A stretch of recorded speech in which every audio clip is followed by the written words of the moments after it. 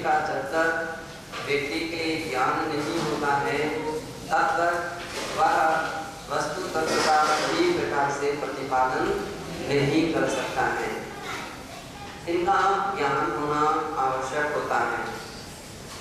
और दूसरी जगह भी कहा था कि जब तक जिनेंद्र भगवान के मत में न्यायवाद के बिना सूत्र और अर्थ का कुछ भी नहीं कहा जा सकता, जिसके लिए न्याय का अध्ययन नहीं है या नए का अध्ययन नहीं है, वह आगम ग्रंथों के अर्थ या व्याख्या में कुछ भी नहीं कर सकता है। इसलिए जो मुनि नयवाद में निपुण हैं वे ही सच्चे सिद्धांत के ज्ञाता हैं। एक था होना अन्य अर्थात धवलान ग्रंथ की पुस्तक पहली पुस्तक में ही 68-69वीं गाथा में और भी कहा है लत्थीणैन विगुणं सुत्तं लत्थो वज्रणवरस्य मदं हि तोणैवादेन मुनिनो सिद्धन्ति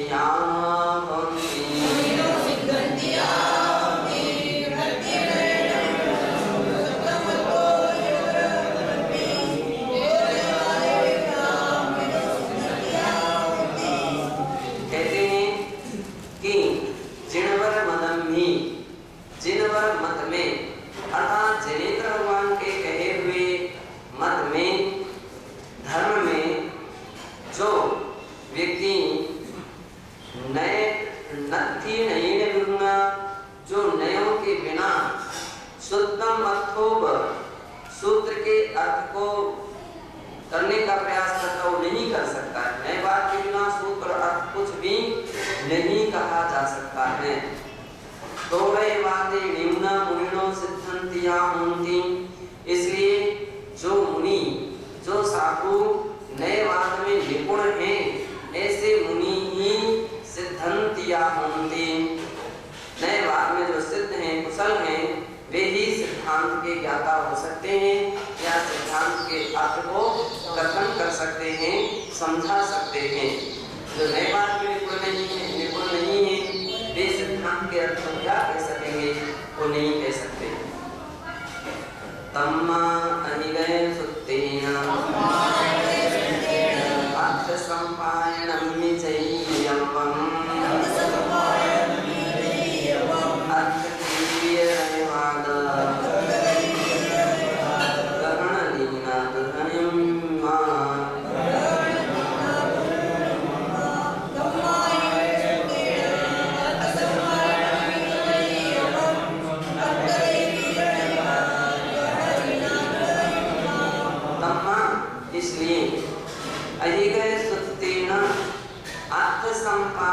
निचय्यवम् इसलिए जो सूत्र के अर्थ के संपादन करने में यदि यत्न करते हैं, अर्थगयम भी उसके अर्थ करने में भी प्रयास करते हैं, वे सभी नयवाद ग्रहण लीना दुरहियम्मा, अर्थात वे नयवाद में जो निहित होते हैं, जो कि दुरभिगम्य है, बड़ी कठिनता से समझने आने वाला ऐसा जो नयवाद है उसमें जो निपुण है वे ही उसके अर्थ को समझने में या समझाने में सफल हो सकते हैं।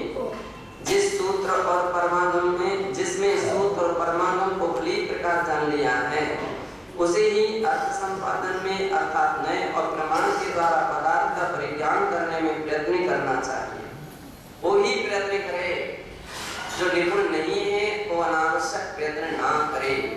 यूं कहा जाता है शास्त्र गद्दी पर उन लोगों को नहीं बैठाया जाता है जो नए बात में निपुण नहीं है। क्या उंगली डालते तो जो शास्त्रवाद में निपुण नहीं है उनके लिए शास्त्र पढ़ने का अधिकार नहीं है। जो जिनकी उच्चारणा शुद्ध नहीं है अपन लोग उसको शास्त्र गद्दी पर बैठा देते हैं, पढ़ो। अब वो उच्चारणा ही सही जिसकी नहीं है, शब्द उच्चारणा सही नहीं कर सकते हैं, उस व्यक्ति के लिए शास्त्र पढ़ने का भी अधिकार नहीं है। और जिसके लिए नए बात का ज्ञान नहीं है उसके उसको समझाने का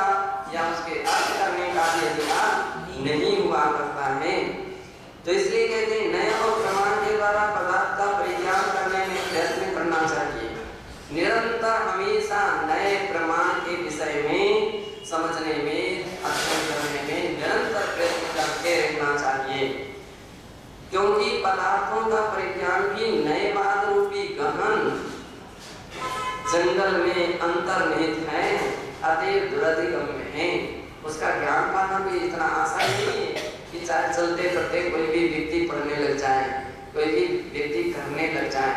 आमतौर पर हर व्यक्ति प्रवचन की इच्छा रखता है, मैं भी प्रवचन, मुझे भी अवसर मिले, मैं भी कुछ बोलूं, मैं भी कुछ कहूं, लेकिन नए बात का जना भी ज्ञान नहीं है, आगम का जना भी अध्ययन नहीं रहता है, अभ्यास नहीं रहता है।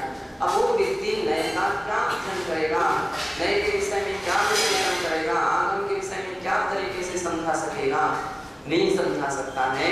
इसलिए सब साधकों को चाहिए कि निरंतर प्रमाण प्रणयों का तो अभ्यास करते ही करते रहना चाहिए। नीयते गम्यते और बुद्धिते पदार्थो ये नीति नया।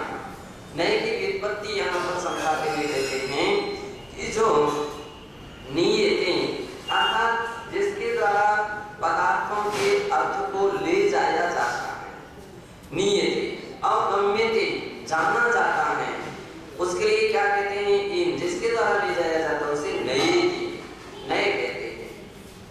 अथवा नीयते एक देश विशिष्टो अर्थात तीति विषयम एक सा नया।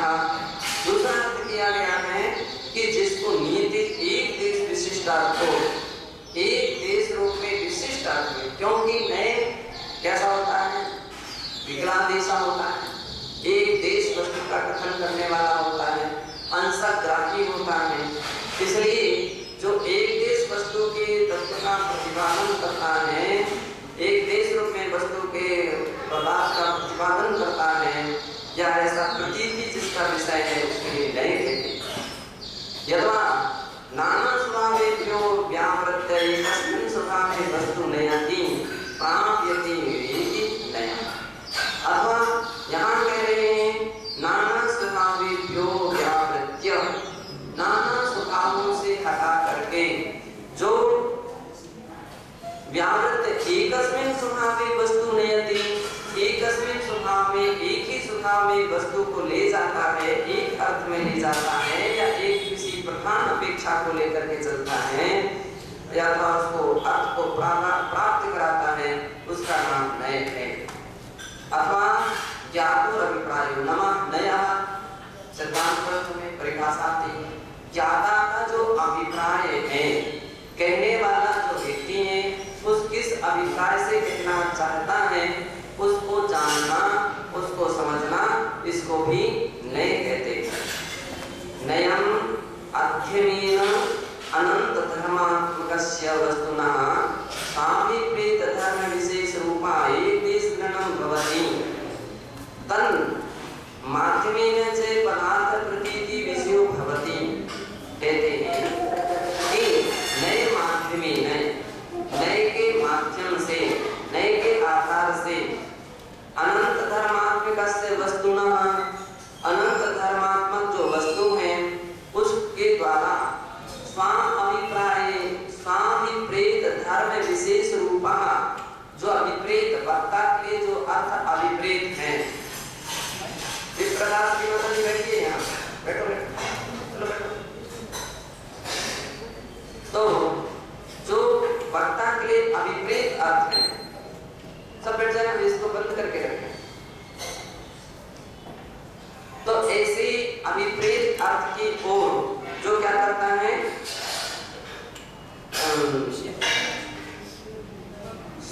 अभिप्रेत धर्म विशेष रूप, वक्ता के लिए जो अभिप्रेत धर्म है, अभिप्रेत अर्थ का तात्पर्य क्या है, वो किस धर्म को कहना चाहता है, उसकी इच्छा किस विषय की है, निश्चय नहीं कि प्रधानता से वस्तु का कथन करना चाहता है, या व्यवहार नहीं कि प्रधानता से वस्तु का कथन करना चाहता है, तो उसका अभिप्रेत धर्म क्या है, उसको विशेष रूप से एक देश ग्रहण, और उसको भी विशेष रूप से जो एक देश ग्रहण करता है, उसका नाम नए है। तन् माध्यमेन च पदार्थ प्रतीति विषयो भवति, उस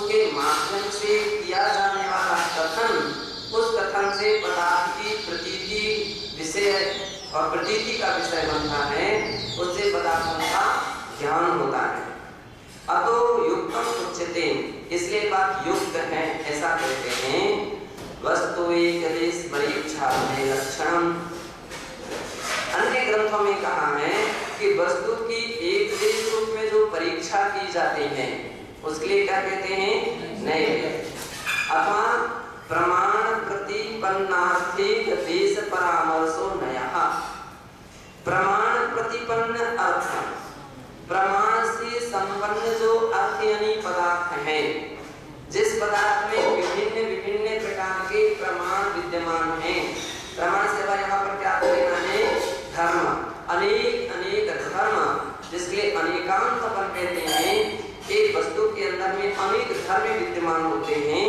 तो प्रमाण प्रतिपन्न अर्थ एक देश परामर्श, उसमें से एक देश अर्थ का जो परामर्श करने वाला होता है, एक देश नए का कथन करने वाला होता है, एक देश नए का व्याख्यान करने वाला होता है, उसे नए कहते हैं। उत्तम से श्लोक वार्तिके, श्लोक वार्तिक के पहले अध्याय के 6वें सूत्र में कहा है, स्वार्थेक देश निर्णीति लक्ष्णे इति लक्ष्णे ही नया स्मृता। स्वा अर्थ एक देश निर्णीत, अपने अपने विषय का प्रतिपादन करने वाला जो नय है या जो विवक्षा है, वह उसके द्वारा एक देश रूप से जो वस्तु का निर्णय किया जाता है, यह जिसका लक्षण है उसे नय कहते हैं। अपने अपने अर्थ का यानी निश्चय से वस्तु का अर्थ करेगा, या व्यवहार में से अपने दृष्टिकोण से वस्तु के प्रतिपादन करेगा। तो जो भी नय होता है वह नय अपने अपने दृष्टिकोण से एक देश कथन कर रहा है, एक देश कथन कर रहा है। क्यों? क्योंकि नय है ना, नय है, सर्वदेश कथन करने लग जाएगा तो प्रमाण हो जाएगा। तो एक देश कथन करने वाला जो इस प्रकार की तरीका होता है, अब विवक्षा होती है, उसके नए कहते हैं, ऐसा जानना चाहिए। अत्रदम ज्ञातव्यम, यहाँ एक बात जानना चाहिए कि अनेकांतात्मक वस्तुनो धर्म विशेष ग्रहणे की धर्मांतर अप्रतिषेधक एवं नयो भवति। अर्थात अनेकांतात्मक वस्तुओं में से धर्म विशेष ग्रहणे की, धर्म विशेष को ग्रहण करने पर ही धर्मांतर अप्रतिषेधक एवं, ये ध्यान रखना है। आत्मीमांसा में जहाँ नए की व्याख्या की है, वहाँ पर आप विशेषता क्या बतलाई है, नए अपनी प्रधानता से तो वस्तु का कथन करता है, लेकिन दूसरे का निषेध नहीं करता है। दूसरे का क्या करता है, वह सर्वथा निषेध नहीं करता है। गौण करना एक बात अलग है। जहाँ दत्ता सूत्र में कहा अर्पिता नरपित सिद्धे, किसी वस्तु के व्याख्यान में कोई अपेक्षा अर्पित होती है तो कोई अपेक्षा अनर्पित होती है, कोई मुख्य होती है तो कोई गौण होती है। गौण का अर्थ अभाव नहीं है। जिस समय हम कहते हैं वस्तु नित्य है, ये हमारा देखने का समझने का एक तरीका है। द्रव्यार्थिक नय से वस्तु नित्य है। अब द्रव्यार्थिक नय केवल इतना कह रहा है कि हमारी दृष्टि से वस्तु का कथन है, हम किसी अन्य दृष्टि का कथन का भाव नहीं कर रहे। हम ऐसा नहीं कह रहे कि अन्य अपेक्षा नहीं हो सकती, अन्य दृष्टि नहीं हो सकती, अन्य दृष्टि भी हो सकती है, अन्य अपेक्षाएं भी हो सकती हैं।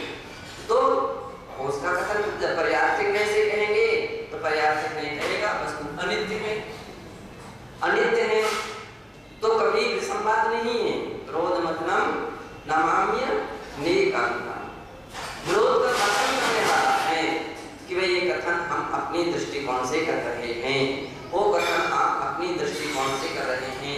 आँख, नाक, कान, मुख के उदाहरण पहले निकल चुके हैं।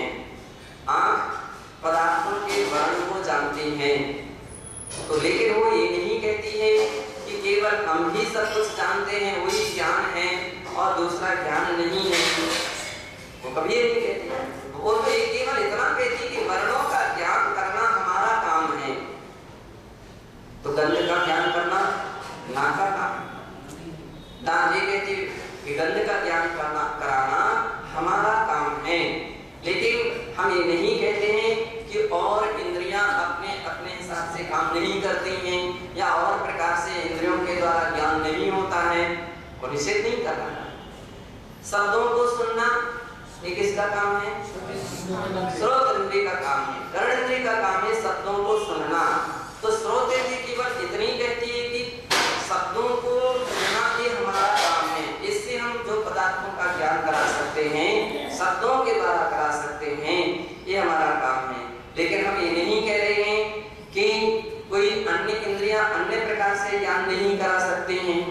तो कहने का तात्पर्य है मुख्य और गौण में ये विशेषता हुआ करती है कि जिस दृष्टि से हम कथन करते हैं उस समय हमारी दृष्टि प्रमुख हो जाती है, वो मुख्य हो जाती है। और मुख्य दृष्टि है, लेकिन मुख्य है सर्वथा वही नहीं है। दूसरी दृष्टियां गौण है, लेकिन दूसरी दृष्टि का अभाव नहीं है। तो पर्याप्तिक से जब हम कथन करेंगे तो वस्तु नित्य है, ये कहना ठीक है। लेकिन पर्याप्तिक ने कभी ये नहीं कहेगा कि द्रव्यात्मिक ने गलत है। पर्याप्तिक ने कहा कि वस्तु अनित्य है, तो ये नहीं कहेगा कि द्रव्यात्मिक ने है ही नहीं या द्रव्यात्मिक ने का कथन गलत है सर्वथा नहीं। नए कभी भी एक दूसरे का विरोध नहीं करते, कभी एक दूसरे का निषेध नहीं करते, वो तो अपनी दृष्टिकोण का प्रतिपादन करते हैं। और जिस दृष्टिकोण का प्रतिपादन करते हैं उस विषय में ये कहते हैं कि यह प्रतिपादन केवल हमारी अपेक्षा से ही जानना चाहिए, अन्य किसी की अपेक्षा यहाँ पर नहीं लगाना चाहिए, अन्य किसी के नयों को किसी नयों को नहीं लगाना चाहिए। ये उस नय का प्रतिपादन करने का मुख्य ध्येय होता है। इसलिए जैन आगम में जो सम्यक नय होते हैं, सम्यक नय सापेक्षीकृत होने के कारण से उसके लिए क्या कहा गया? सम्यक नय कहा गया है। और जो सम्यक नय है वे ही नय ब्राह्मण, जो सम्यक नहीं है, एक दूसरे की अपेक्षा में पहुंचे, एक दूसरे के निषेधात्मक अवस्था में पहुंच जाए तो नय गलत हो जाएगा। आमतौर पर जैसे भी जहां भी कहा जाता है कि व्यवहारो मिथ्या, व्यवहारो असत्य, जो ऐसा कहा जाता है व्यवहारो अभूतार्थ है ना, तो ऐसे जो कथन किए जाते हैं तो ये निश्चय नहीं की अपेक्षा से है कि भाई जहां निश्चय का प्रतिपादन चल रहा है उसमें यदि तुम व्यवहार को घटित करोगे तो असत्य हो जाएगा। तो जैसे विशेषण व्यवहार में लग रहे हैं वैसे निश्चय में भी लगने लग जाएंगे कि कथन व्यवहार का चल रहा है, और यदि आप निश्चय लगाने लग जाएंगे तो भी असत्य हो जाएगा, असत्य हो जाएगा, वो भी अन्यथा हो जाएगा, वो भी भूतार्थ हो जाएगा। इसलिए आचार्य जयसेन महाराज ने समय सार की टीका में इसका प्रतिपादन करते हुए कहीं व्यवहार को भी भूतार्थ कहा है तो निश्चय को भी भूतार्थ कहा है, तो कहीं व्यवहार को अभूतार्थ कहा है तो निश्चय को भी अभूतार्थ कहा है कि जब एक दूसरे की अपेक्षा में कोई लगाना घटित करने का प्रयास करेगा तो गलत हो जाएगा, तो अन्यथा हो जाएगा। इदम अत्रेदम ज्ञातव्यम, यहाँ ये जानना चाहिए कि अनेकांतर वस्तुनो धर्म विशेष गण्य धर्मांतर अप्रतिषेधका एवं, अनेकांतात्मक वस्तुओं में धर्म विशेष को ग्रहण करने पर भी वह धर्म या वह नय धर्मांतर अप्रतिषेधका एवं, अन्य धर्मों का अप्रतिषेधक ही होता है, इसलिए वह नय है और सम्यक नय है। अन्यथा तस्य दुर्नयत्वापत्ते हैं, अगर वो दूसरे का सर्वथा निषेध करने लग जाए तो फिर वो दुर्नय हो जाएगा, दुर्नय नहीं रहेगा, सम्यक नय नहीं रहेगा। उत्तम से कार्तिकेयानुप्रेक्षा ग्रंथे, कार्तिकेयानुप्रेक्षा ग्रंथ के 264वें श्लोक गाथा में कहा है प्राणं धम्म संविय धम्मंति उच्यते अर्थं तस्य विवक्षादो रति विवक्षादो शेषाणं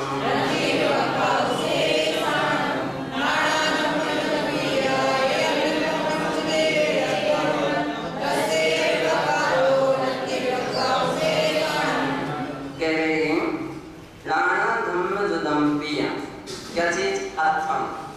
अर्थ जो होता है, पदार्थ होता है, वो अनेक अनेक धर्मों से युक्त होता है, अनेक अनेक अपेक्षाओं से, दृष्टिकोणों से युक्त होता है।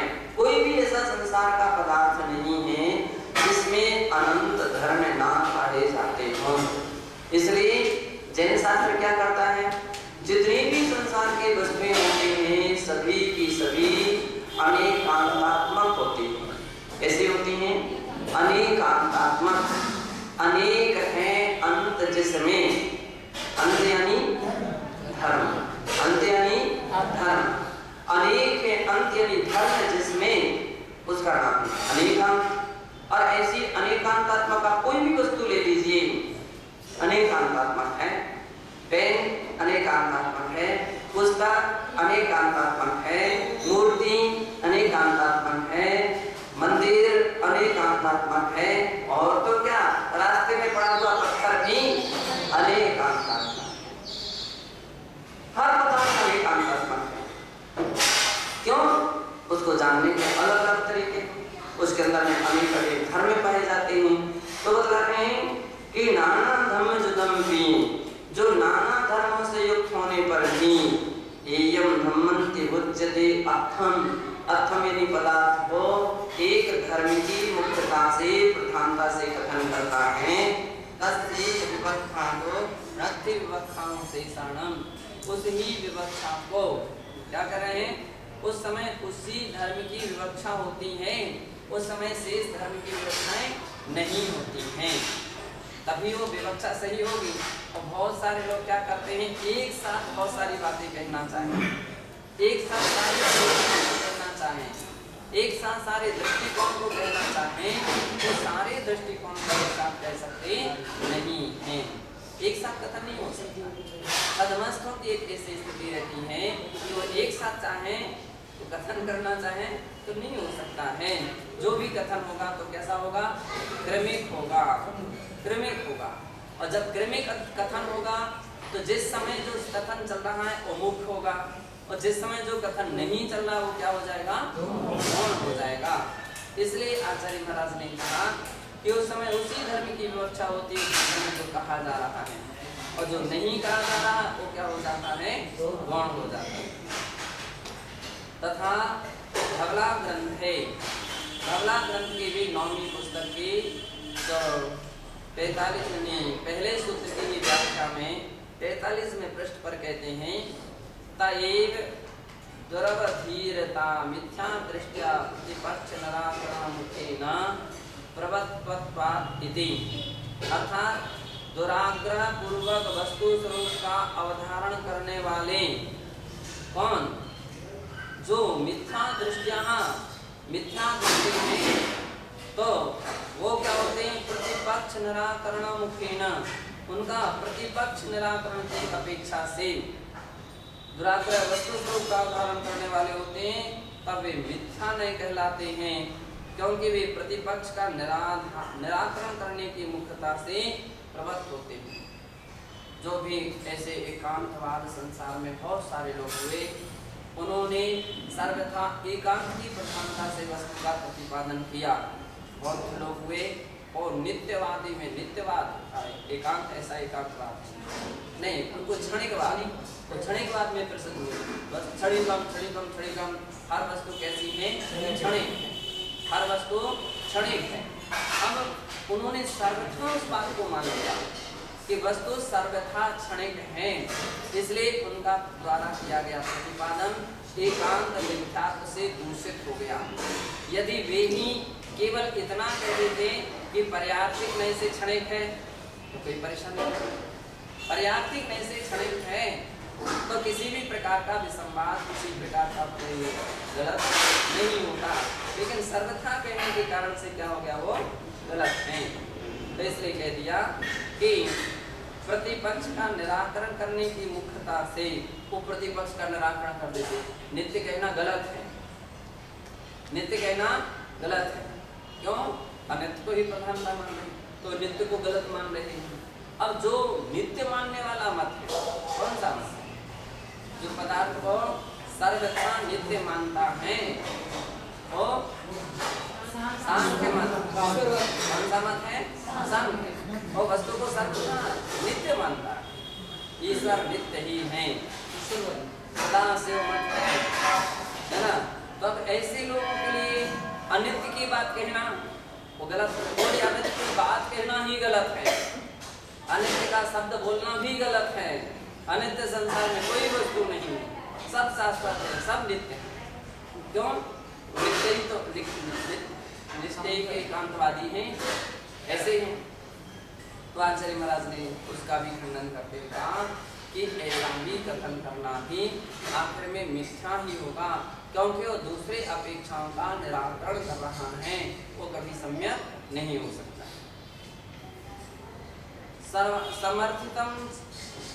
समर्थितम चेत सिद्धि विनिश्चय, सिद्धि विनिश्चय नाम का ग्रंथ है, वो भी न्याय का ग्रंथ है, उसमें भी इसी बात का समर्थन किया है। वहाँ कहा है सापेक्षा नया सिद्धा नया पीलोकतः शाद्वादिनां व्यवहारात्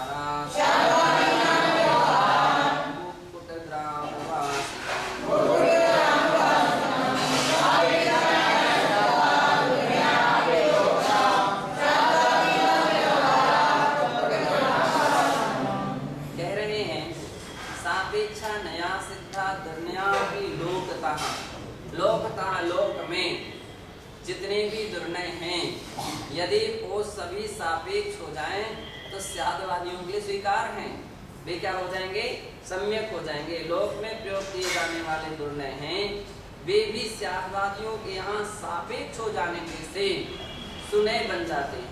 स्यादवादिना व्यवहारात् कुट ग्राम वासितम, जैसे किसी एक घर में अनेक गृहस्थ परिवार परस्पर में मैत्री से रहते हैं।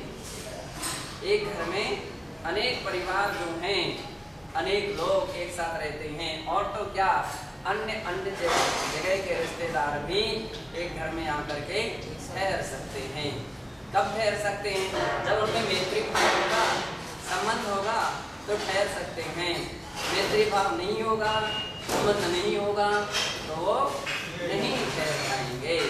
तो मैत्री भाव लाने वाला कौन सा है? उस सुने, शादवादियों का सुने, तो उसमें शादवाद लगा है। आप अपनी अपेक्षा से अपने स्थान पर बैठो, आप अपनी अपेक्षा से अपने स्थान पर, आप जो कुछ कह रहे हैं अपनी अपेक्षा से सही कह रहे हैं, जो आप अपने कह रहे हैं वो अपनी अपेक्षा से सही कह रहे हैं, तो आपस में मैत्री भाव बने रहते हैं। और जो ऐसा हो जाए, मैं तुम्हारी सुन नहीं सकता हूँ, मैं तुम्हारी मान नहीं सकता हूँ, तुम सही कहते ही नहीं हो, बिल्कुल झूठ बोलते हो, और दूसरा कहने लगा तुम झूठ बोलते हो, तो अंत में जाकर के क्या हो जाएगा? मुझे तुम्हारी नहीं सुनना, तो वो कहेगा मुझे तुम्हारी नहीं सुनना है। विवाद खड़े हो जाएंगे, मिथ्या मतों में निरंतर विवाद खड़े होते हैं। जो शादवाद पारंगत नहीं होते हैं उनमें सदैव विवाद बने रहते हैं, और जो शादवाद पारंगत होते हैं, अध्ययनशील होते हैं, आगम कुशल होते हैं, उन व्यक्तियों के पास कभी जाकर किसी भी परिस्थिति के बीच में से भी क्यों ना गुजरे, वे सभी में प्रसन्न दिखेंगे। कैसे दिखेंगे? प्रसन्न दिखेंगे। सभी में सही अर्थ को ग्रहण करने वाले होंगे, सही अर्थ लगाने वाले होंगे, तो उनके अंदर में कभी विकल्प नहीं उत्पन्न होता है। कभी उनके अंदर में एक प्रकार का जो टेंशन हो गया, टेंशन कब होगा? एक दूसरे की विचारधारा जब नहीं मिलती है तो टेंशन हो जाता है, और जो विचारधारा को अपने अर्थ के अनुसार या अपने आगम के अनुसार या उस दृष्टिकोण से लगा लें, कोई परेशानी नहीं होती।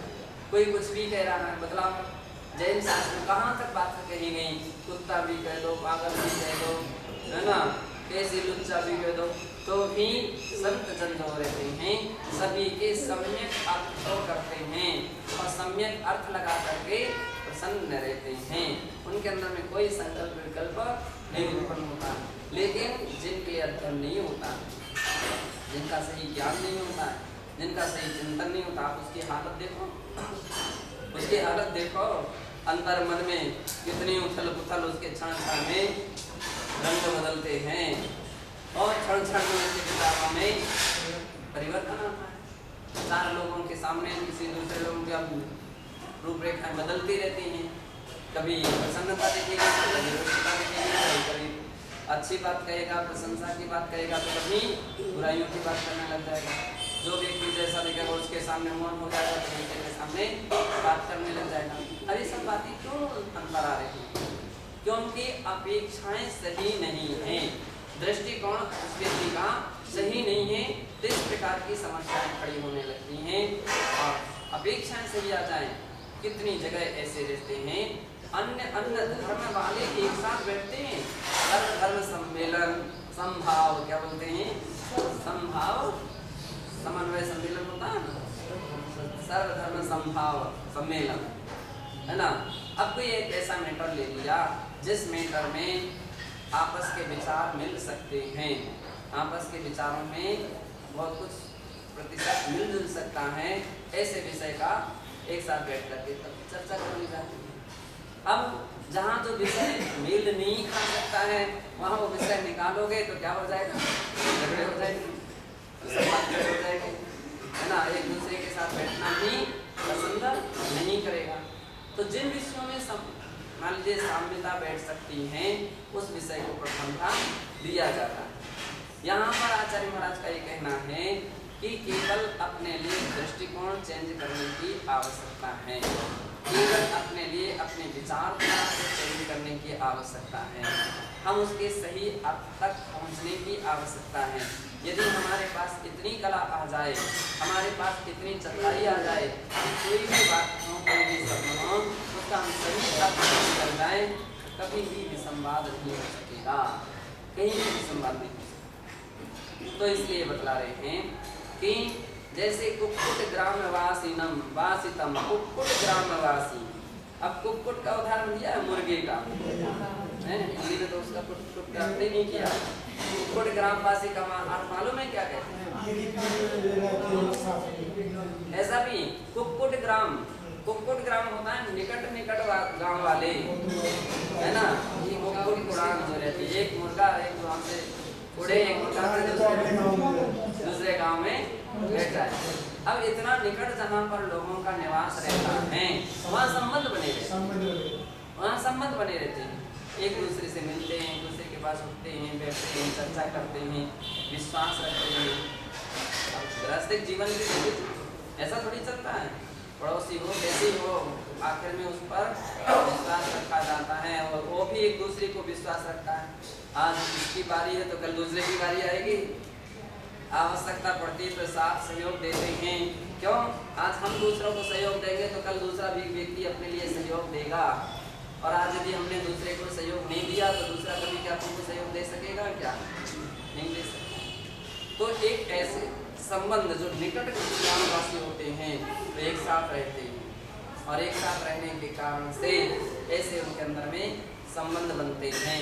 एक दूसरे की बातें भी उनके यहाँ भी 19-20 कितने प्रकार की बातें होती हैं, फिर भी बहुत सारी बातों को छोड़ो, इन बातों को यहाँ मत बढ़ाओ, झगड़े मत बढ़ाओ, विवाद मत करो, इस बात को समाप्त करो। क्यों? जो बात तुरंत के तुरंत समाप्त हो जाए वो तो समाप्त हो जाती हैं, और जो खींचा तानी करने वाले कभी कभी लोग ऐसे रहते हैं, वे तो खींच तान करके खींचला बनाते हैं, खींचला बनाते आपस में। छोटी सी बातें, छोटी छोटी सी बातें और छोटी बातें बड़ी रूप भी धारण कर लेती हैं, छोटी सी दरार खाई भी बना सकती हैं, और कभी कभी अच्छी किस्म के व्यक्ति होते हुए खाई को भी भर देते हैं, खाई को भी भरने में सक्षम और समर्थ होते हैं। तो अलग अलग किस्म के व्यक्ति होते हैं, कोई दरार को खाई बना दें और कोई खाई को दरार बना दें। दरार क्या, उसको भी पूरा कर दें, अभी व्यक्ति के ऊपर निर्भर करता है। शादवादी जो होते हैं वे खाइयों को भरने वाले होते हैं, खाइयों को बनाने वाले नहीं होते। हर अर्थ को कैसे हम सामंजस्य बैठाएं, कैसे हम उस प्रकार के सम्यक अर्थ तक पहुँचें, ऐसा काम शादवादियों का होता है। इसलिए आचार्य महाराज कह रहे हैं कि शादवादियों के सामने तो सभी निर्णय भी क्या हो जाते हैं, सुनय बन जाते हैं, सुनय बन। कार्तिकीयानुप्रेक्षा ग्रंथे, कार्तिकीयानुप्रेक्षा ग्रंथ की भी गाथा 266 में कहा है तेसा वेखा सुनिया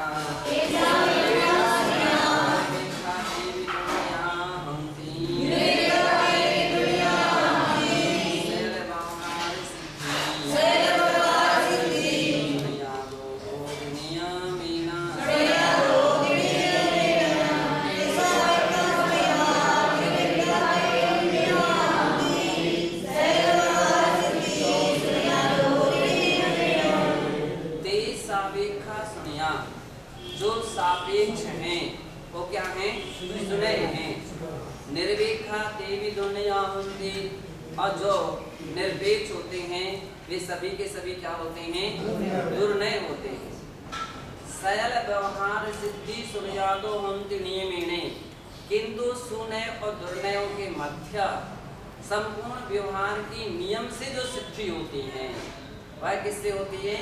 सुनयादो, सुने से, सुने से। अब प्रमाण और वेदों पे अब यहाँ प्रमाण और नए वेदों को भी जानना चाहिए। आज यहाँ पर बातें